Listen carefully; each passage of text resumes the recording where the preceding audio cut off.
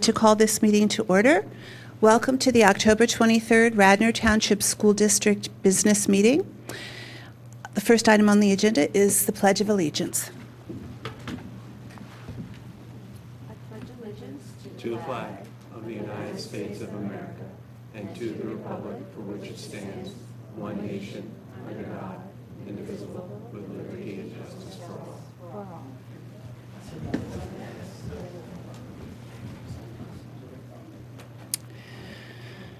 Okay, next on the agenda is a report on executive sessions. The board met on October 9th and again before this meeting to discuss personnel and security. And that brings us to the report from our students. Welcome. Hi everyone, I hope you have been having a great week so far. After weeks of excitement, LM Week is finally here. Students in all grades spent days creating creative posters and signs to hang around the building, and the school has transformed into a circus. Additionally, to maintain tradition, students dress up to a theme every day. Monday's PJ Day, which is definitely my favorite. Tuesday's Tiki and Tacky Tourist Day. Wednesday is USA Day. Thursday is Throwback Day. And Friday is Radnor Day. So far, this week has been so much fun, and students have been going all out with their costumes. This week brings us students together and gives us an opportunity to embrace our Radnor pride. As far as other LM-related festivities go, tomorrow night is the annual Powder Puff game where the junior girls will compete against the senior girls. So come out to watch the juniors win. All right, Rachel. Otherwise, as you all know, we will be having our annual pep rally on Friday afternoon, which will be held at the high school's main gym, where the whole school will be able to watch our senior staff and other various groups perform. And then finally, we will face off against Lower Merion on Saturday, October 27th. Aside from LM Week, earlier this month, students took the PSATs. Also, last Friday was our homecoming tailgate and game, during which we beat Pencrest by 16-28. At halftime, the homecoming court was re-announced, and our homecoming king and queen were finally crowned. Charlie Doan and Sydney Brumfield were chosen as this year's winners, and the entire court was full of incredible people. We hope you have enjoyed your October so far and look forward to seeing you soon. Thank you. Thank you very much. And that brings us to the report from the superintendent. Mr. Batchelor? Good evening. It's good to see everyone. Sorry for our late start. It's always great to have some students with us as well tonight. We were all out getting lottery tickets, so we apologize for starting late. We all agreed that if we win, though, we would be making donations to the district, right? Yep. Is that what we? For sure. No, in all seriousness, I apologize. Our earlier meeting went over, but it's good to have everyone here. As you can see pictured, and you heard from the students, there's been so many exciting things happening within our district. Pictured on the top there is Ithan Field Day. Our Ithan Elementary School students get active at their school's annual field day. It's something that has been going on for more than, I think it was 40, this was the 46th year. What's really neat about how it's organized by the physical education department and by Tim Midget and Deb Kaiser is that they use some of our high school students to come and help coordinate the day, which is really wonderful. So high school students from who went through Ithan come back to help out with the field day activities. It's really neat to walk around and see the teachers there. They have the class lists from when their high school students were at Ithan as they're back working with the other students on field day. So it was an exciting day. As our students mentioned, we had homecoming. You can see there King Charlie and Queen Sydney there and the rest of the court. We also have pictured there our field hockey team. Congrats to our field hockey team. They're at I didn't get my update. I was in this last meeting. What? They won. Good. So they were just playing, I know, today in the playoffs. And so they were on a 14-game winning streak, so it's now at 15. Our girls' field hockey team is on a 15-game winning streak into the first round of playoffs today against Marple. Congrats to senior Paige Lowry as well, who recently broke the school record for the most goals scored in a single season. The previous record was 17 goals set by Ashley Brennan in 2003. You can see also pictured there, we have Circus Week at Radnor Elementary. They take part each year in a circus-based activities where they do a lot of walking, juggling, plate spinning, acrobatics, and different activities for the entire school. They asked me to come over to help with the clowning around session. I wasn't sure how to take that, but yeah. Our Adolescent Sleep Committee, you can see, is posted on the bottom, some pictures. We set as a district last year as a priority project to look at and study adolescent sleep. When the American Society of Pediatricians, the American Medical Association, and the Centers for Disease Control comes out with statements to our nation saying that we should be looking at school start times, we should be looking at the sleep that our students are getting, and in their position statements actually shared that high school should be beginning at 8:30 for our students based on the science and what our students need for sleep. We as district, heard that and said we should take time to look at that and study it. So we set up a committee to understand and study last year the science behind those recommendations coming from those organizations. We had a speaker here last year, Dr. Wendy Troxel, who spoke not only in the evening to our parents, but also to all of our high school students. As that committee has worked, that committee came forward at the end of last year to the school board and shared with the school board that the science is compelling. What we hear about the science and the need for more sleep of our students is compelling. The question is, what are the obstacles for us as a district? And so between that last presentation to our school board and now, that committee has identified what would be those obstacles for our school district, and they've come forward with some solutions, some potential solutions to those obstacles. So beginning in November, we're going to have some discussions about sleep. We're going to be having discussions in sleep very publicly, starting at our board curriculum meeting on November 13th. We're looking at possibly hosting that at a different location. So stay tuned. We're hoping to maybe do it at the middle school for that board curriculum meeting. It will be a board committee of the whole on November 13th. And the committee will come forward and share their recommendation. I think the board members have heard me say no decision has been made, and no decision has been made. But on the back of that T-shirt that I was printing for everybody, that no decisions have been made, I think on the back of it, it's time we write, but a decision is coming. We're going to share in November the work of the committee, how they've identified the obstacles, what are their recommendations, how to overcome some of those obstacles, and now we need feedback. We need feedback from this school board. We need feedback from our community. We need feedback from our students, our staff, and our faculty. So the committee will be sharing with our faculty and staff some of their work in the next couple of weeks. They'll be sharing very publicly the work here at the board meeting on November 13th. And then we will be offering a community forum in December for an opportunity for our parents to share, to learn more about the recommendation and to give us feedback about that recommendation. We are also considering bringing Dr. Judith Owens, back in January to enter part of this discussion as well.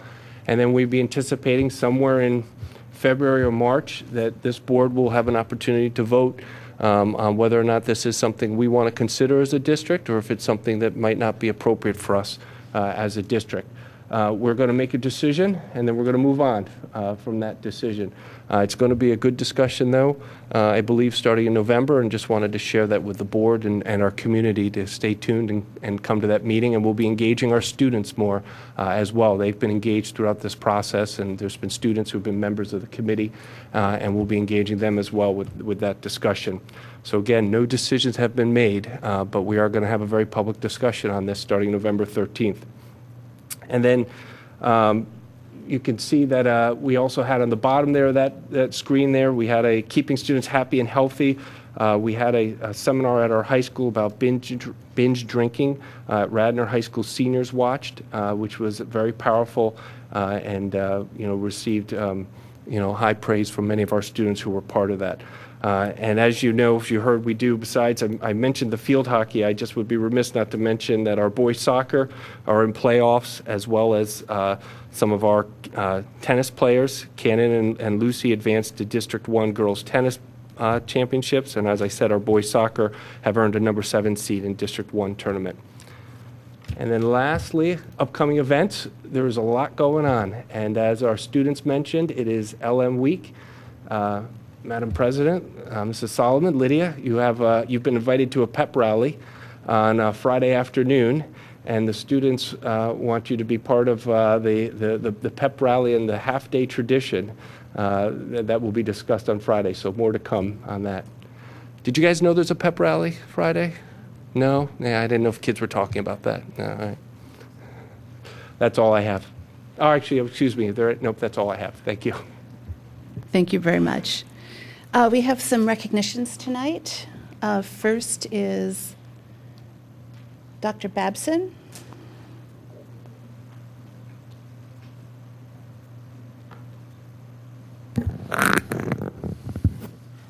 Okay, good evening.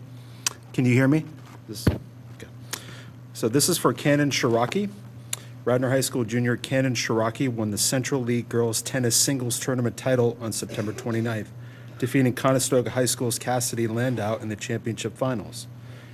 Kanon advanced to the District 1 Girls Tennis Class AAA Singles Championships as a 5th seed, defeating players from Westchester, Henderson, and Conestoga before ultimately falling to Jordan Bradley of Downingtown West in the quarterfinals.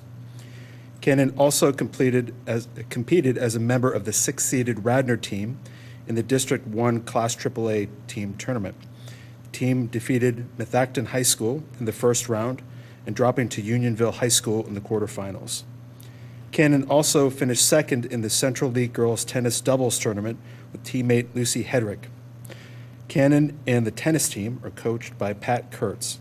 The superintendent, along with the board and the Radnor community, congratulates Kanon, her teammates, her parents, and her coaches on her outstanding accomplishment. Kanon? Come on up.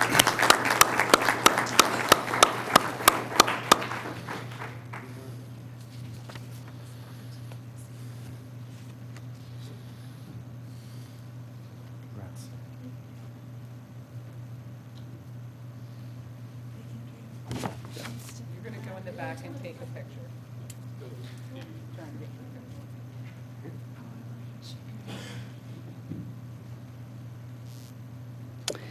Okay, our next recognition, Mr. Miller.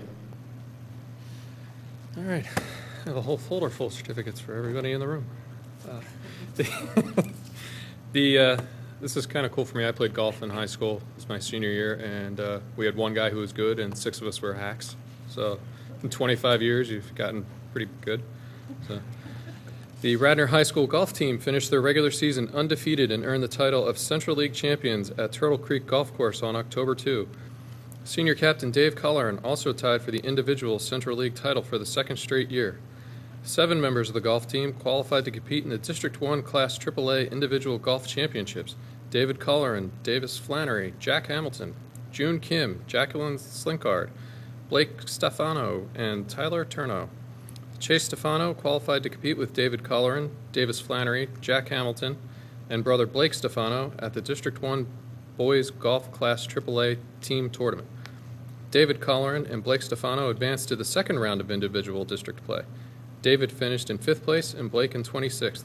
David also qualified for the PIAA East Regional Championships on October 15, finishing 27th.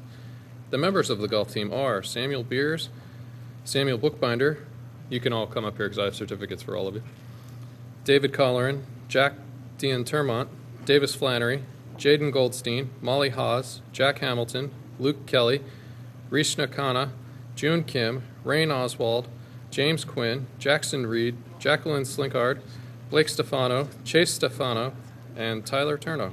The team is coached by Andy Achenbach and Drew Krupp. The superintendent, along with the board and the Radnor community, congratulates these students, their parents, and their coaches on this outstanding accomplishment.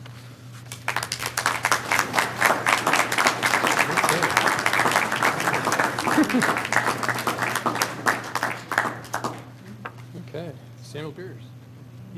Yeah, we'll hand these all out. Yeah. So if you can all make your way around and shake everyone's hand, and then we'll go outside.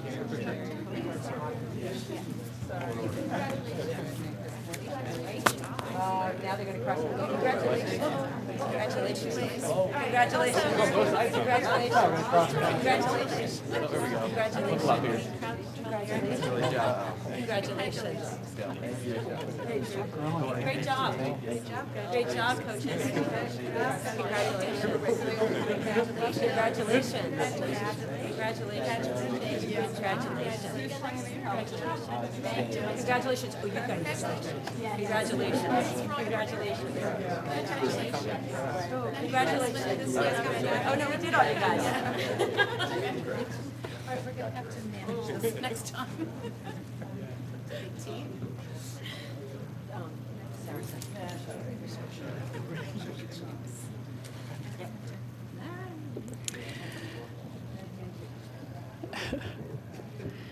That brings us to public comment.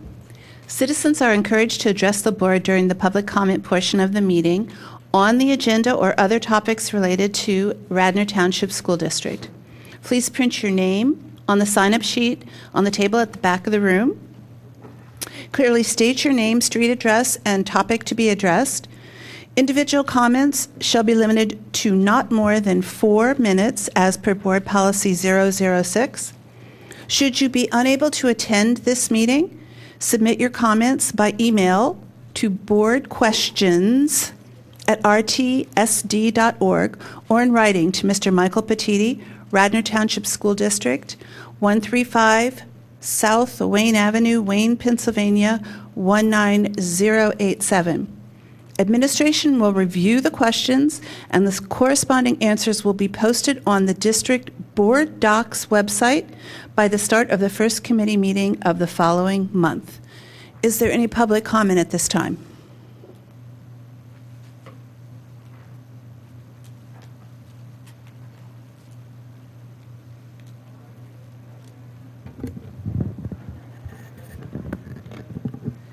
Good evening. Good evening, Judy Sherry, Governor's Circle, Newtown Square. September 19th, over a year ago, an RTSD school start time sleep task force was reconvened as a result of parent and student research and involvement.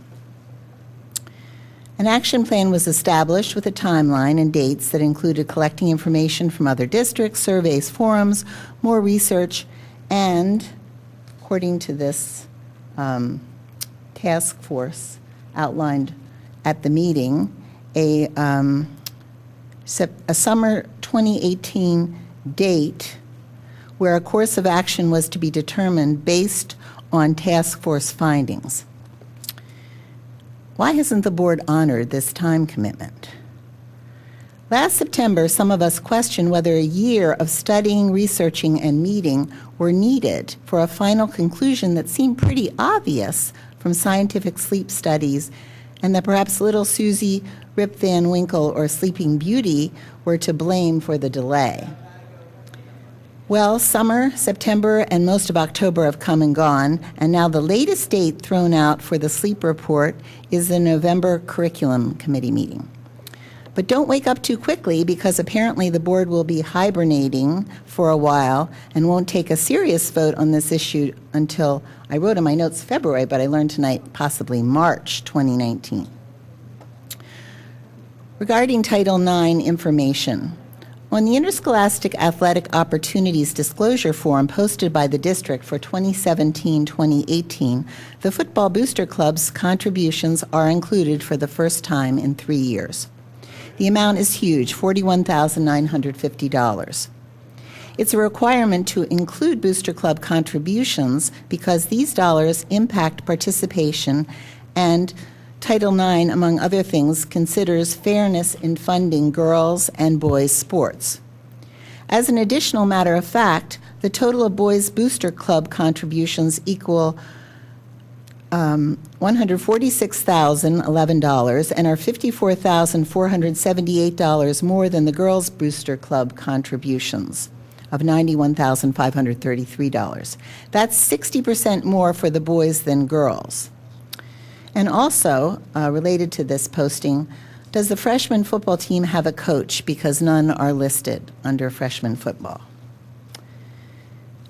And then at the end of the September board meeting, there was a discussion held about public participation and the new board initiative to provide written answers to questions from the public once a month before the first committee meetings.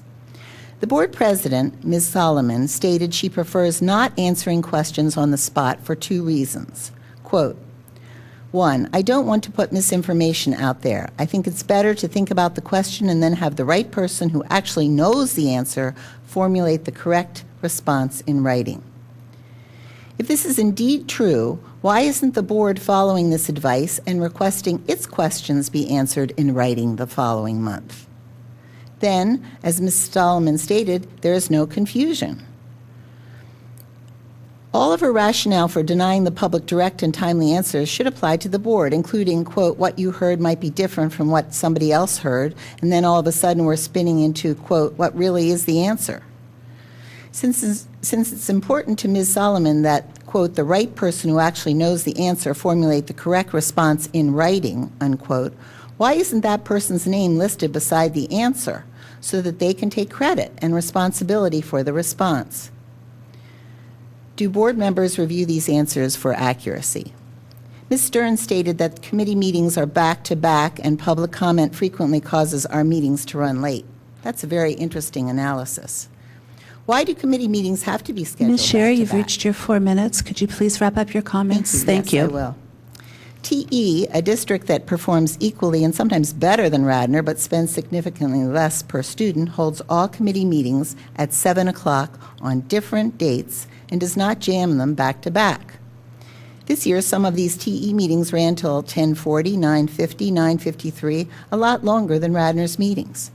Moreover, committee's TE school board members' attendance I'm sorry, Ms. Sherry, could far you please exceed wrap up your Radnor's. comments? Yes, Thank I'm you just very finishing much. this one paragraph. Thank you. Why not change Radnor's committee meetings to a different time format if you are really sincere in wanting to allocate time for the public and just can't squeeze it in? Thank you. Thank you very much.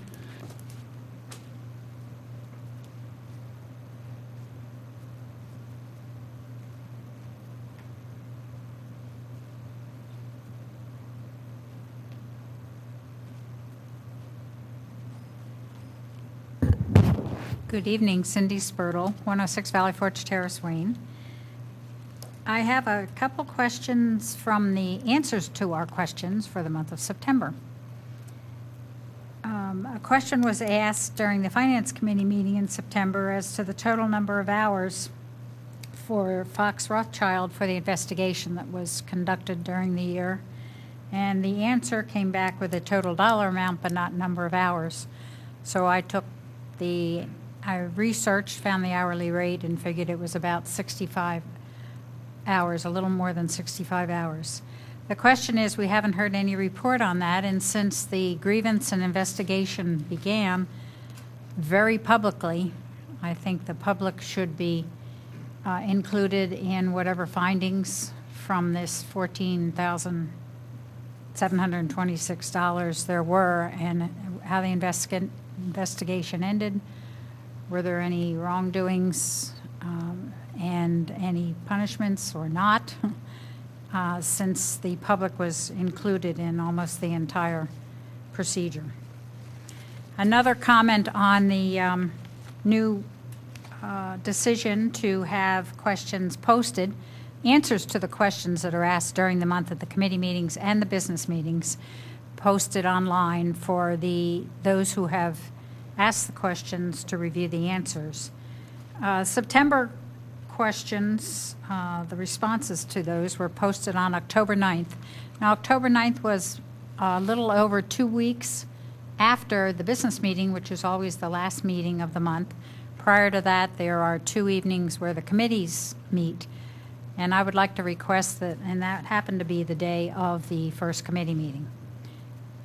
Is it possible, since there are 3 weeks involved in these meetings, that the answers to these questions can be posted sooner? So if the public has responses to the answers, that the responses can be asked during the committee meeting for which the answers pertain. It seems to me that could be done, since there seems to be enough time to answer the questions for each of the committee meetings and the business meeting. Pertaining to tonight's agenda, I had a question in the consent agenda, item number 10.1, educational placements. And my question involves not the placements, but in October, requests were made for special education programming for $289,000. In September, the amount was $231,000, and each month these requests are asked and voted upon and approved. I noticed in the synopsis of revenue, the financial summary for the revenues for the month of September that were included in the attachments, that during the period of September, $192,354 of special ed funding was received. Now, of all of the special ed funding, is all of that reimbursed to the school district? A portion of it, what percentage? And also, it seems, in looking at these totals, it seems to be climbing each and every year. And my question is, has the district or the school district done a study? Are they to see whether the school district's staff or whether the hiring of a special teacher for any of these students could be something that could be implemented rather than automatically? I know they're studied carefully before they're sent away on these special programs and special schools, but for some of them, I'm sorry, Ms. better to Bertle, keep your them in 4 the minutes district. has I have one more expired. comment, and if I could be allowed to make that. The other question I had was on the consent agenda, which is one I've asked in the past, board approval for student trips. And my understanding is there will be a report coming from CAC as a decision, as they are analyzing how the district makes decisions on what trips to fund, partially fund, not fund at all. And these are not athletic trips, these are student trips. And I was wondering how that was progressing and when a decision by the staff might be made, or I mean the school district and the administration. I was also very curious that there was one I'm sorry, big Ms. trip. Bertle, I could know, you please one wrap more- up your one more comments? point. Thank you very much. There is a trip planned by the Radnor High School Spanish group to Spain, and it just was very curious that of all the costs for the trip, which was high because there are 15 students going, that the district itself was only paying $200. I was just curious what the $200 was for. Thank you.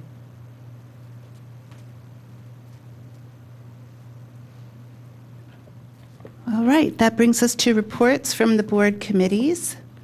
First committee is the Curriculum Committee. The Curriculum Committee met on Tuesday, October 16th. The board action items that were reviewed in committee that are on this agenda for the consent agenda involve the adoption for a 9th grade integrated class textbook, several overnight trips for Radnor High School, the recognition of recurring clubs, and the approval of several new clubs. We also received a presentation on the academic calendar, another lengthy presentation, which was an update on the K through 12 technology study and implementation, and lastly, we had a preview of the writing initiative.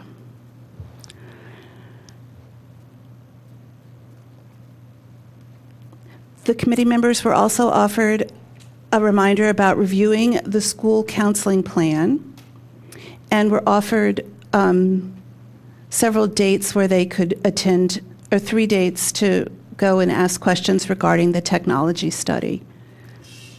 I want to make note to everyone that in November, at the Curriculum Committee meeting, it will be a full board meeting of the whole board, and we will be discussing the adolescent sleep study and the results of those committees. And our next meeting will be, I guess, to be determined where it's going to be. And that brings us to facilities. Mr. Miller? Thank you. This doesn't like my computer.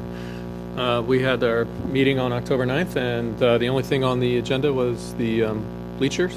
And Mrs. Hoffer from the Schrader Group was there, and we talked a little bit about the steering committee and the future meetings of that. And we had a good discussion. It was a pretty quick meeting, and it's on the YouTube for everybody to watch.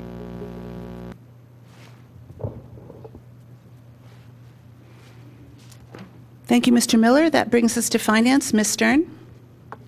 Yes, thank you. The Finance Committee met on October 9th, and you'll see on your agenda tonight that we have several items for approval, items to be disposed of. We have approval of several contracts that we discussed at the Finance Committee meeting. In addition, we took a quick review of the budget calendar for the 1920 school year. Pardon me. We also had a presentation from Mr. Dietzler up at the high school regarding the purchase of microphones. It turns out that the purchase will actually be, at the request of the Finance Committee, they did kind of an audit of all the microphones that might be impacted by this change with the FCC and taking advantage of some rebates.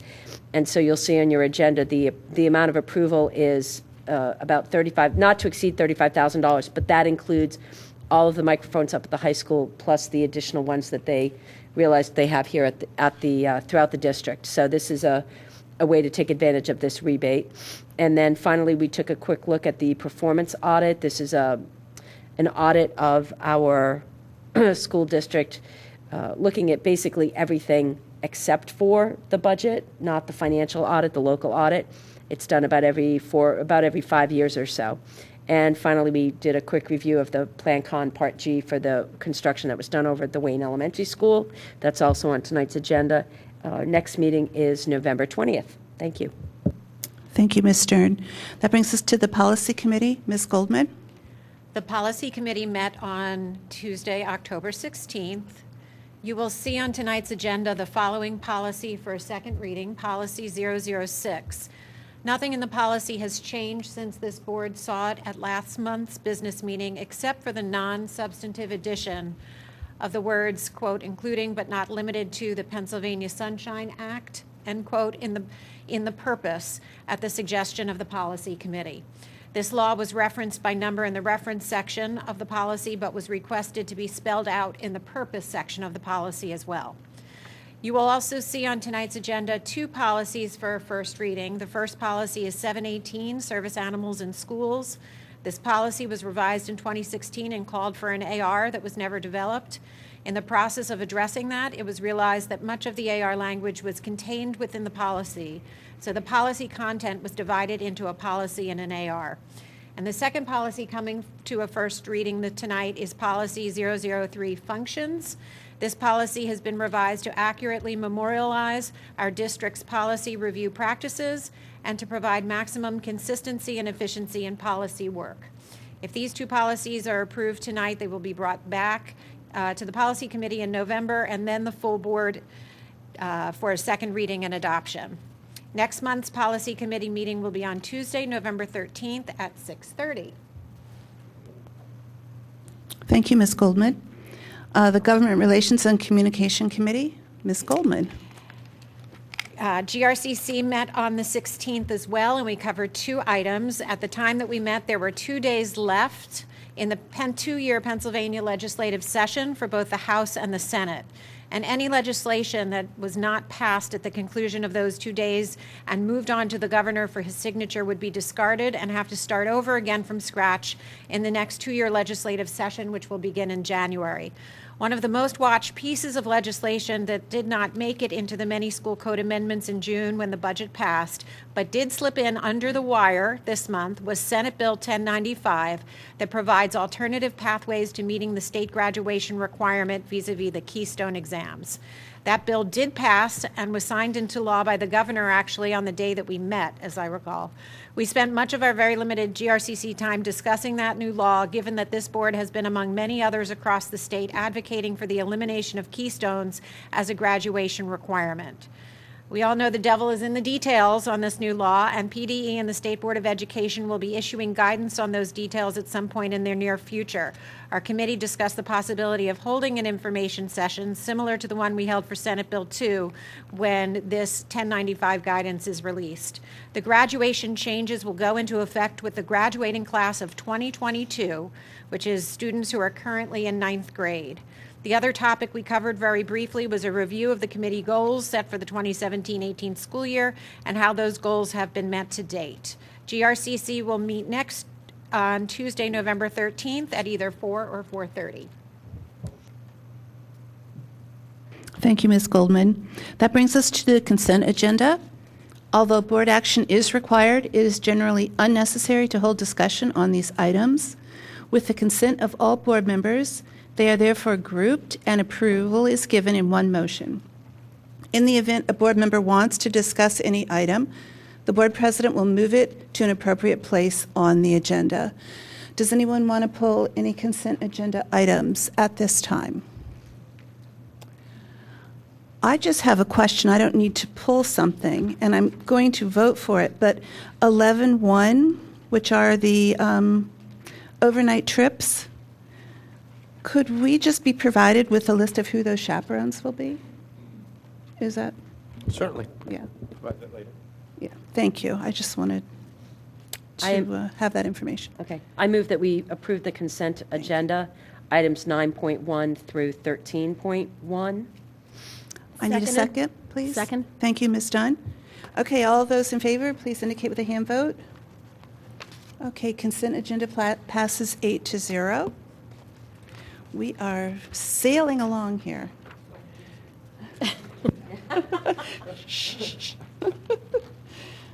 All right, that brings us to the report from our liaison committees. The first liaison committee is the Delaware County Community College, and I just want to remind everybody, school board members, that tomorrow night is the Delaware County Community College annual dinner for the school board members in Delaware County, and all of you are invited and encouraged to attend. It's a very nice affair, and you can learn more about the education provided at the community college, and it's definitely worth a trip if you haven't been down there. I encourage you to attend. Delaware County Intermediate Unit. Ms. Booker? Yep, so last month was an interactive meeting. We had our committee meetings at the Aston site. You'll remember that building was being expanded to include early childhood education facility as well as expansion for the technical school.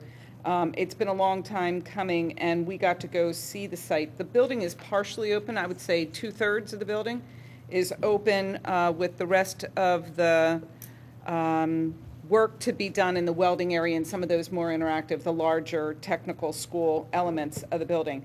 But I bring this up because one of the big reasons we went there was to look at the quality of the work. And we're really starting to now entertain and bring through some of our local legislators so that they can see what a lowest responsible bidder really does and means. It's pretty clear that there are some pretty major issues with the building in terms of the way that the building's constructed. The punch list item is, 2 inches thick. And after spending as much money as we did on the facility, it's just a little bit frustrating. So we're trying to bring some attention to some of the rules that are put around that lowest responsible bidder and what that really does to school districts and IUs alike. Many other school districts struggle with that problem. I think we were extremely fortunate with our building expansions and or our construction projects, probably because we had someone like Leo on site in-house and a reasonably good firm that we were able to work with and build up a relationship with. But it's really a struggle for other school districts for sure. And so I'll just bring that to your attention. But other than that, nothing else to report. Well, Ms. Booker, I just want to say we're very appreciative that we have you representing us and the county on this project with your background and expertise. So thank you for getting it straight down there. Mr. Madden, that brings us to the Federal Relations Network. Yes, no report. Delaware County School Board Legislative Council, Ms. Goldman. The council met on October 10th. We covered our usual pending legislation, given that it was so close to the end of the 2-year legislative session. We talked about Senate Bill 1095. There's a new report that just came out from the Education Law Center that details the discrepancy between the state's contribution to special education and school districts' contributions to special education, and the numbers. I won't go into them now, but if anybody wants to see the report, it's pretty dramatic how underfunded, how the state is not keeping up with its share of funding, and it's dipping every year. Basically, for every dollar, for every For every dollar Harrisburg spent on special education between 2008 and 2016, school districts spent $20. There was also a mention of an event coming up for PA Schools Work, which is the reincarnation of the former Fair Funding Group, Districts for Fair Funding Group, and they're now called PA Schools Work. And they have an event that's coming up on Saturday, November 17th from 10 to 4, and anybody in the education universe is welcome to attend. And also coming out to board presidents, superintendents, and the representatives to the council across Delaware County will be a very brief survey from the DCIU and the chair of our council to try to get some feedback on the Delaware County School Board's Legislative Council. So Mrs. Solomon and Mr. Batchelor, when you receive that survey, hopefully you will promptly reply, because we are hoping to have all the results by the time we meet again on November 14th and get some feedback from districts on the functioning of the council. I don't know if I missed it, but did you mention that several of us attended? Oh, we'll get to that. Excuse me. Parks and Rec, Mr. Madden. No. All right, let's start again. Pennsylvania School Board Association. For some reason, I thought that's where we were. Ms. Dunn, This is my my first big month apologies. getting to report out on this with lots to say. So last week was the annual meeting and legislative conference for the Pennsylvania School Boards Association. 4 of us actually were able to attend various parts of the session. Ms. Goldman was wonderful and attended the entire time. Some of us had more trouble getting there the whole time, and unfortunately, we had one member fall ill. But we went. There was. I actually highly recommend it to other board members and to, other school boards. It was wonderful. The educational sessions were very skilled and very thorough. The handouts are actually online.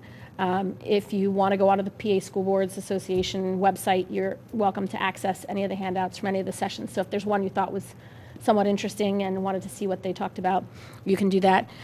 They also mentioned, and so I am sharing it with all of you, that the National School Board Association, and I think Mr. Madden sent us an email, but just as another plug, National School Board Association is meeting in Philadelphia this spring. They only come to Philadelphia once every 8 years, so it's a great opportunity to get to go and learn more about education. It will be held on March 30th through April 1st downtown. So hope you'll all put it on your calendars. Thank you very much, Ms. Dunn. Parks and Rec, Mr. Madden. Yes, great job on your first report. It was very succinct and accurate. Thank you. The Parks and Rec, that's my turn, yeah. I can't do that. But I can try. Basically, what we talked about is having our superintendent and the manager of the township, making sure that their relationship blossoms and it becomes a really nice working relationship based on efficiency and trust. And we're moving towards that, and our board is here to support that. And I do believe that the township board is also there to support that.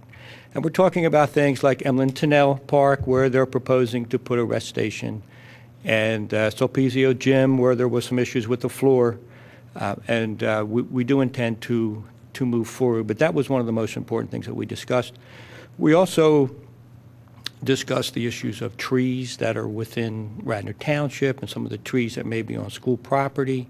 They're doing surveys of the trees, so we need to make sure that if there are any trees that have been affected by this recent epidemic with some moth, I think, that's in town. Emerald moth, is it? Lantern. That's a different one, yeah, the lantern moth. Anyway, spotted and lantern moth. So if we see issues on our properties, since the school is also, the township is also now looking at putting out bids, we may want to piggyback on that if we have any issues. So they're there to serve us, and we're here to serve them, so we're moving forward. Thank you.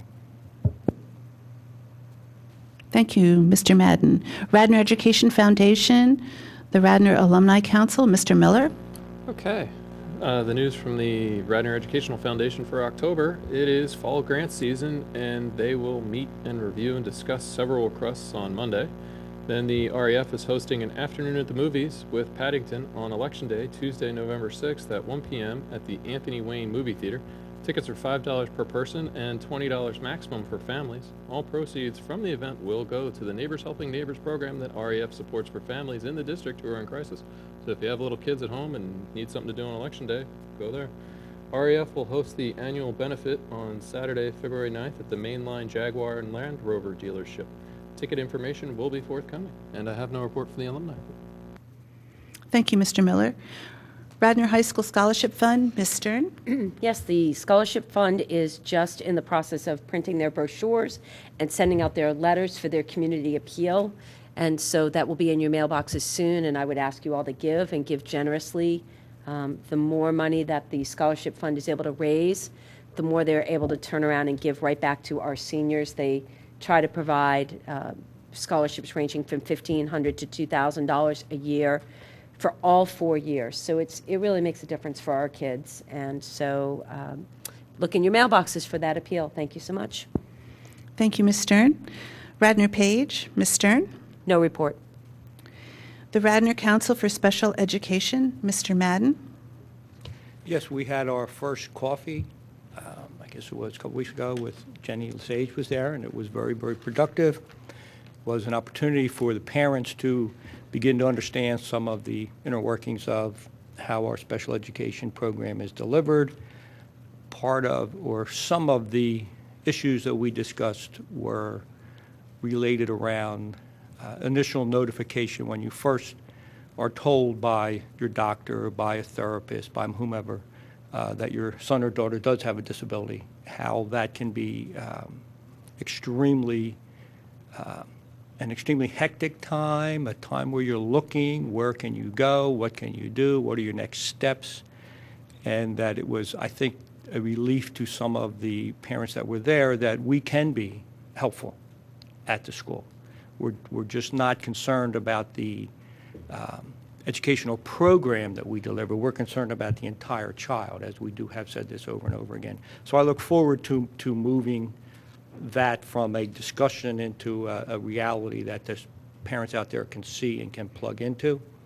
The other distinct piece that was discussed was looking at additional professional development, possibly, for our special education teachers that is directly connected with parents of students who have those disabilities, so that we can bring them together in a shared opportunity, so that the teachers will meet with the parents, possibly the students, before the beginning of the school year. So we're looking at possibly before the school year were to start. Now, we do understand that may cost money, but I also understand that it is imperative that our teachers know as much as they can about the students that they're going to deliver the education to, and this is a way to start the ball rolling. And we did receive an enormous amount of support from, we didn't receive support from the parents, they're the ones that brought it forward. And we have discussed this at the last meeting I was at with, maybe it was in the curriculum, maybe it was a curriculum meeting. Somebody asked me what we could do, and we brought that forward. So I want to put that underneath an institution. We discussed, Dr. Batchelor, or Mr. Batchelor and I, a parent institute, something that we're looking to put in place where if parents do need to be educated about what services we offer, about how they can help their own child, where can they go, what can they do. So it's a parental education program, and it's offered all over the world, and I think it's time that we look at putting that in place here. So that's all we have. Very succinct. Thank you, Mr. Madden. That brings us to new business. Is there any new business tonight? Seeing none. I have some new business. Oh, Mr. Madden. I think something's happening on Saturday, this Saturday, and I just don't want to show my bias, but I would just like to say beat LM. Thank you, Mr. Madden. You took the words right out of our mouths, right? That brings us to board announcements. The Government Relations and Communication Committee will meet on November 13th. Please look for notices about the start time. The Special Curriculum Committee meeting of the whole to discuss the sleep study will convene at 5 p.m., and please look for notices as to the location of that meeting. The Policy Committee meeting will also meet on November 13th at 6:30. Finance Committee will meet on November 20th at 5:30, followed by Facilities at 6:30. And the board has a business meeting on November 27th. Our next business meeting on November 27th at 7 p.m. in this room. That brings us to our last round of public comment. Citizens again are encouraged to address the board at this time to comment on matters of concern, official action, or deliberations which are or may be before the board. Speakers are respectfully requested to avoid redundancy and to limit their comments to issues for which there was no previous opportunity to offer remarks. Again, please print your name on the sign-up sheet at the table in the back of the room. Clearly state your name, street address, and topics to be addressed. And please, individual comments should be limited to no more than 4 minutes as per Board Policy 006. There's more, Judy. Hang on. Should you be unable to attend this meeting, please submit your comments by email to boardquestions@rtsd.org or in writing to Mr. Michael Petiti, Radnor Township School District, 135 South Wayne Avenue, Wayne, PA 19087. Administration will review the questions, and the corresponding answers will be posted on District's Board Docs website by the start of the first committee meeting of the following month. Ms. Sherry. Thank you. Judy Sherry, Governor's Circle, Newtown Square. There was a letter to the editor by the high school principal in this week's Philadelphia Inquirer in response to an October 6 column entitled, quote, "Another Set of Rules for Rich Kids," unquote. So I went back to look for that. The October 6th article mentioned a 2014 mainline drug ring that included Radnor students, and also that a drug unit was formed 7 years ago by Radnor Police Superintendent Bill Colarulu. Superintendent Colarulu is quoted in that article as saying that he couldn't believe what crawled out of the woodwork.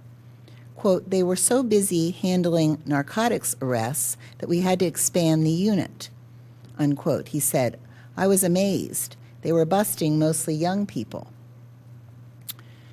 So I'd like to know, where are we now related to this topic?